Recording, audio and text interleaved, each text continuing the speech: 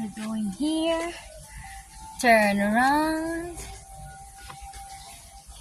It's so peaceful here. Very peaceful place. Ubud is a peaceful place. Mashallah. Alhamdulillah. And the pool is there. Okay, don't step on the wet, ate. I'm going now. Nilulumot na yung ano nila, pero parang ganyan yung style. Ate, no. There's pool here and there up there. Ate, no fish here. No, huh? No fish here. No? No fish. Fish?